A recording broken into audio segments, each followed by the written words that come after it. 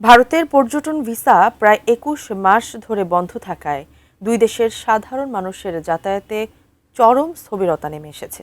Visa চালুর বিষয়ে যখন কোটি মানুষের অপেক্ষা, তখন নাগরিকত্ব পেতে বাংলাদেশিদের জন্য নতুন নিয়ম প্রকাশ করেছে নয়াদিল্লি।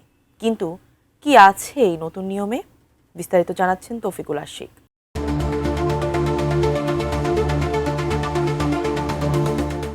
জুলাই অভ্যুত্থানে রাজনৈতিক পট পরিবর্তনের পর থেকেই বন্ধ রয়েছে ভারতের পর্যটন ভিসা।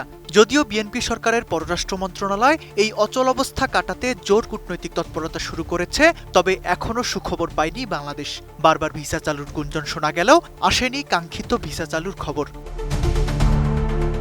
বর্তমানে বাংলাদেশের ১৬টি ভিসা কেন্দ্রের মধ্যে ৫টি থেকে সীমিত আকারে মেডিকেল ও বিজনেস ভিসা দেওয়া হচ্ছে। তবে ট্যুরিস্ট ভিসা চালুর অনিশ্চয়তার মাঝেই ভারতের কেন্দ্রীয় স্বরাষ্ট্র মন্ত্রণালয় ২০০৯ সালের নাগরিকত্ব বিধিমালা সংশোধন করে একটি জরুরি বিজ্ঞপ্তি জারি করেছে। বেস্ট ইনগ্রিডিয়েন্ট ও ইউরোপীয় মেশিনে তৈরি মজাদার কেক ফ্যান্টাস্টিক, যে ফানে সবাইকে টানে। নতুন সংশোধনী অনুযায়ী বাংলাদেশ, পাকিস্তান কিংবা আফগানিস্তানের কোনো নাগরিক যদি এখন ভারতের নাগরিকত্ব পেতে চান, তবে তাকে তার নিজের দেশের পাসপোর্টের স্ট্যাটাস লিখিতভাবে জানাতে হবে। বিজ্ঞপ্তির সবচেয়ে কড়া শর্ত হল, ভারতের নাগরিক হতে চাওয়া কোনো আবেদনকারীর কাছে নিজ দেশের কোনো বৈধ কিংবা মেয়াদোত্তীর্ণ পাসপোর্ট কোনোভাবেই নিজের কাছে রাখা যাবে না। যদি কারো কাছে বৈধ পাসপোর্ট থাকে, তবে আবেদনের সময় সেই পাসপোর্টের নম্বর, ইস্যুর তারিখ এবং এর মেয়াদ কতদিন আছে তার সমস্ত তথ্য বাধ্যতামূলকভাবে ঘোষণাপত্রে উল্লেখ করতে হবে।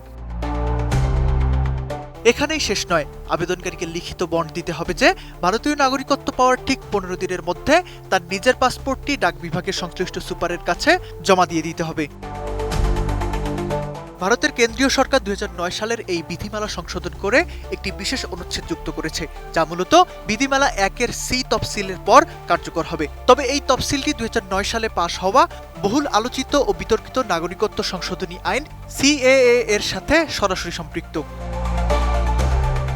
২০১৪ সালের ৩১ ডিসেম্বরের আগে বাংলাদেশ, পাকিস্তান ও আফগানিস্তান থেকে ধর্মীয় নিপীড়নের শিকার হয়ে ভারতে আশ্রয় নেওয়া অমুসলিম অভিবাসী হিন্দু, শিখ, বৌদ্ধ, জৈন, পার্সি এবং খ্রিস্টানদের নাগরিকত্ব দেওয়ার পথ মসৃণ করতেই এই আইনি কড়াকড়ি করা হচ্ছে। বিশ্লেষকরা বলছেন, দিল্লি এই বিধি সংশোধনের মাধ্যমে নিশ্চিত করতে চাইছে যে নাগরিকত্ব পাওয়া ব্যক্তিরা যেন কোনোভাবেই দ্বৈত নাগরিকত্ব বা একই সাথে বাংলাদেশের পাসপোর্ট এবং ভারতের নাগরিকত্ব ব্যবহার করতে না পারেন। Toufiqul Ashiq, ATN news.